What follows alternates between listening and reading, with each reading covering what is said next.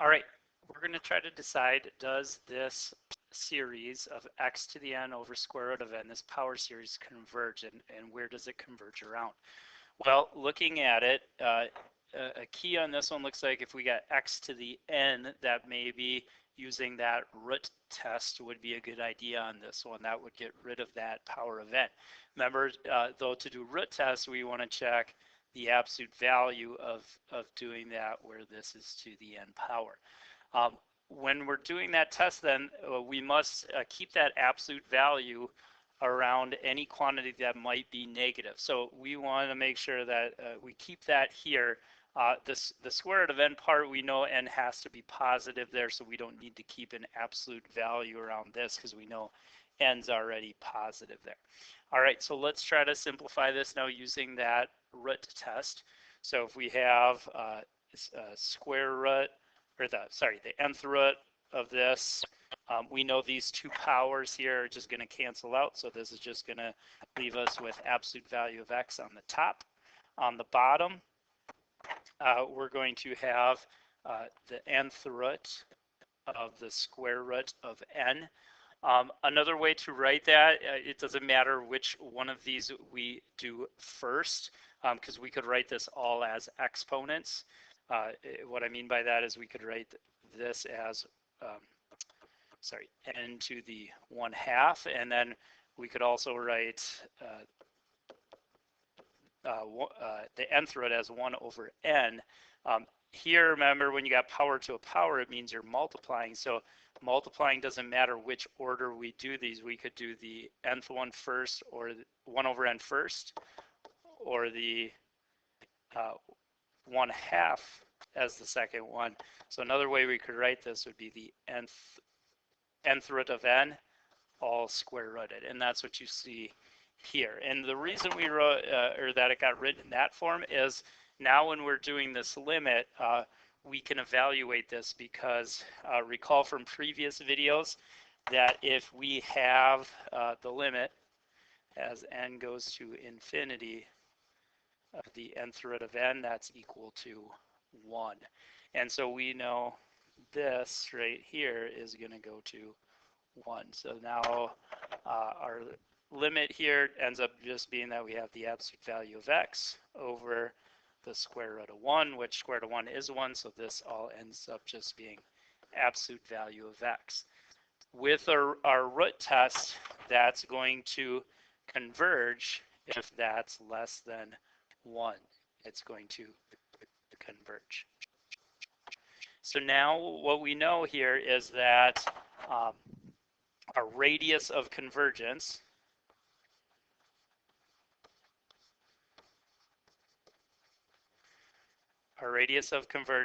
is 1, because that's what we have here. Our interval of convergence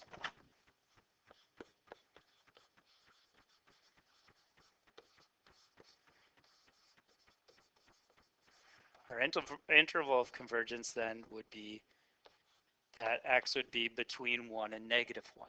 Now, the thing that we're going to need to do here is check those endpoints. What is going to happen at negative 1 and positive 1 for those two?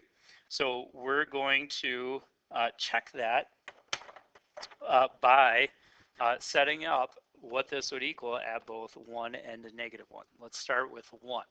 So if we were to put 1 into the original series here, if we put 1 back in for our original series back up on the top, what's this going to be equal to? Well, it would end up being 1 to the n over the square root of n. Well, 1 to any power ends up just being 1. And I can also write square root of n as n to the 1/2. What do we know about that particular series? Well, we know that this one is going to be, right here, divergent,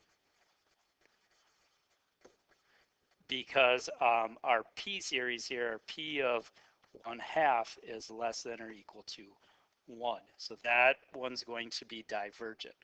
So we do not want to count the 0.1 in this case because it's not going to be convergent there.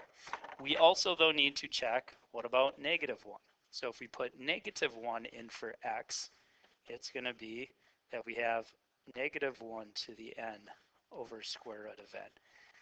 That one is a alternating series.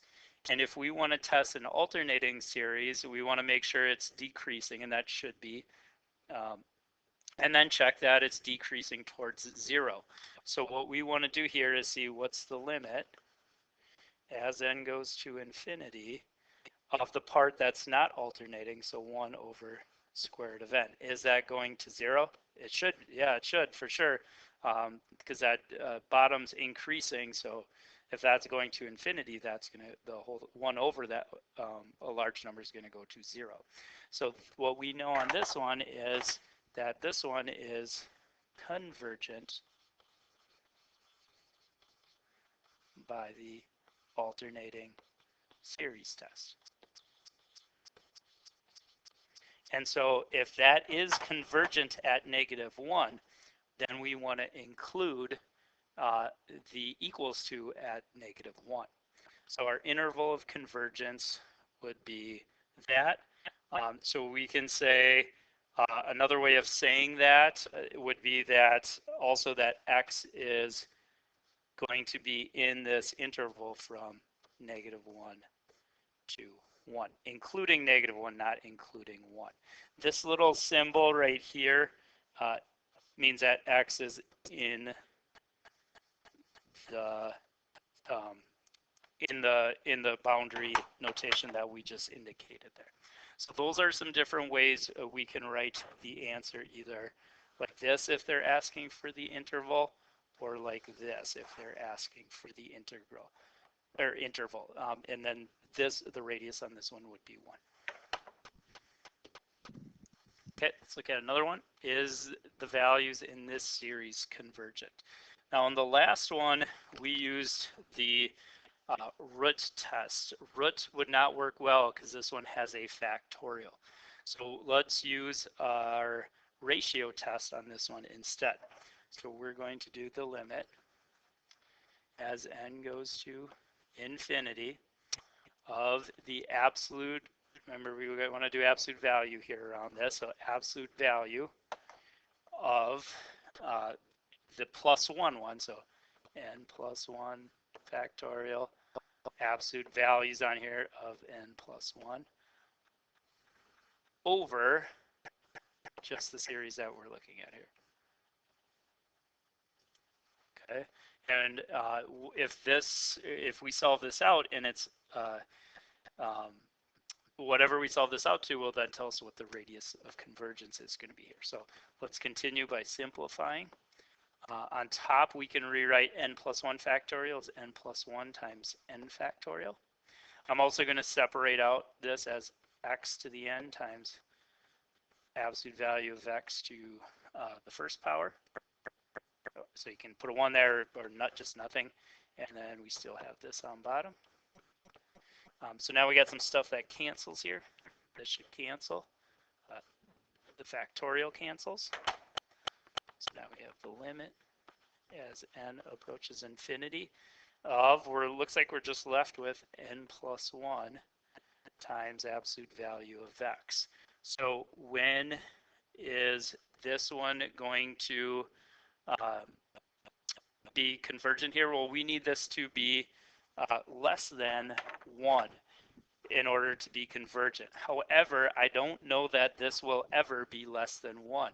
And the reason is, as n goes to infinity here, this is going to get very, very large. And so this whole thing is approaching infinity.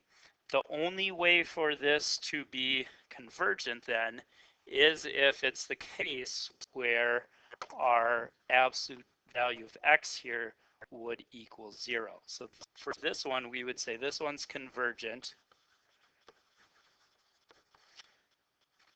only at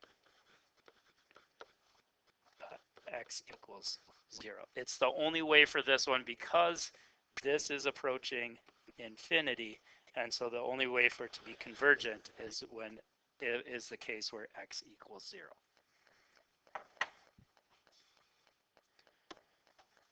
All right, next one here. When is this one convergent? So here, we don't have a factorial like the last one. We do have a power of n, as you can see here. So this one would probably be better to go back to our root test again. So I want you to pause the video and see if you can use the root test to see if or where this one is going to be convergent. So pause it, try it out, and see what you get. All right, let's see how you did here. So root test we said was the one to use. So we're going to take the nth root of the absolute value. Make sure you got the absolute value in there of this. That means on top that would simplify to just the absolute value of x minus 3. On the bottom we got the nth root of n, which we've seen as we go to infinity here that equals 1. And so we just end up that we get absolute value of x minus 3. That will be convergent with the root test when it's less than 1 here. So that tells us our radius of convergence is going to be 1 because that's our value that's listed here. So now if they are asking for the interval of convergence, we want to solve for that. So that means absolute value of x minus 3 is less than 1. That also means that x minus 3 would be less than 1 or greater than the opposite of that. And now if we were to add 3 to both sides of this, we get our interval. So our interval here ends up being that x would be less than 4 or greater than 2. Okay, so next now, we want to figure out should we include those two endpoints or not. So at 2 and 4, we want to put both 2 here, and we also want to put 4 here in for x, and see what does that equal when we do those two and see if the endpoints are convergent or not. Let's start with 2. So if we were to put 2 in for our x, that's going to simplify to negative 1 to the n over n. That's decreasing. Is it going to decrease to 0? Well, if we just do the part without the alternating part, it'd be 1 over n. That definitely goes to 0. So that is convergent by alternating series test. If we put 4 in for x, we just get 1 to the n, which is just going to be 1. On bottom we got n. That's the harmonic series. We know harmonic series is always divergent. So if we go back up to our interval now, we want to make sure that we include 2 here, but not include 4. So it should be that our interval is that.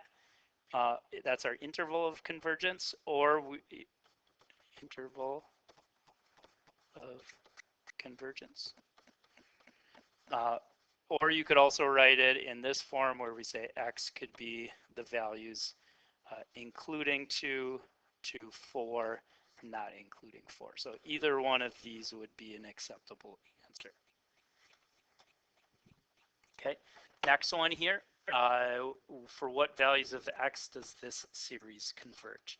Now notice this one does have an alternating part in there, but we're going to be okay because remember we're going to do the absolute value of this when using either root or ratio test. This looks like another one because we have those powers of n here that root test would probably be the best one to use. So let's use root test. So we're doing limit as n approaches infinity of the nth root of the absolute value of this. So absolute value already put up there. The absolute value of that negative 1 term is just going to make that 1. We're going to have the absolute value of x to the n. And n's already positive, so that's going to end up being n to the n. So what does that limit simplify to? Well, if we take the nth root of the top, that's just absolute value of x. If we take the nth root of the bottom, that's just going to be n. So that's what that simplifies to. What is this going to be going to? Well, I'm going to write this just another way here. I can slide if I want this absolute value of x out of the fraction here, which would just leave the top being 1. What is 1 to the n going to do as n goes to infinity? That's going to go to 0 here. And so this thing will go to 0, which is always, no matter what x is, because this is going to 0 here, it doesn't matter what the value of x is, it's going to be 0 for everything, which is always less than 1. So what we would say on this one is this series is convergent for all x. No matter what x is, it's convergent.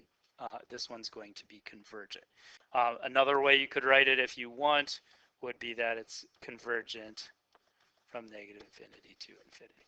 Any value would be convergent. So either one of those you could write it out, say convergent for all x, or in our other notation there. All right, final one here. For what values of x does this series converge? Why don't you pause the video and try this one out and see what you get. All right, hopefully you've had a chance to try this one with these powers of n here. It looks like root would be the best one to use again. So let's do the nth root of the absolute value of this. So it would set up like this. If we do the nth root of x to the n, that would just be absolute value of x. Nth root of the denominator is easy too, that's just 10. We do have the nth root here of n to the 10th power. Let's write that instead as the nth root of n all to the 10th power, which is equivalent, because then we know our limit as n goes to infinity for n, the nth root of n is going to go to 1. And so it'd be 1 to the 10th power, which is still just 1. And so we end up here with absolute value of x over 10. If that's going to be convergent by root test, it needs to be less than 1. Well, in this case, if we want to solve that for absolute value of x, we would want to times both sides here by 10, giving us that absolute value of x has to be less than 10. So our radius of convergence of this one is not 1. Our radius of convergence would be 10. So this is an example of one where you get a different radius of convergence. Now, if they want the interval of convergence, let's solve for that. So the 2 points we'd want to check then, because if we got absolute value being less than 10, that means x is going to be less than 10 or greater than negative 10. So we want to check those 2 points. Let's start with 10. If x is 10 up here, then our series is going to be this, n to the 10th power, 10 to the n over 10 to the n. These two are going to cross out, and so we just get the series n to the 10th power. That one we can tell is definitely going to be divergent, because that's just going to get very large. That'll be very, very big number here as we go to infinity. Let's try x at negative 10. So if we put negative 10 in,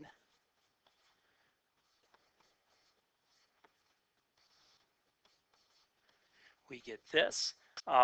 What we'd want to do on this one is, with that negative 10 to the n there, let's pull out the negative 1 to the n. So another way we could write this would be n to the 10th, negative 1 to the n, times 10 to the n.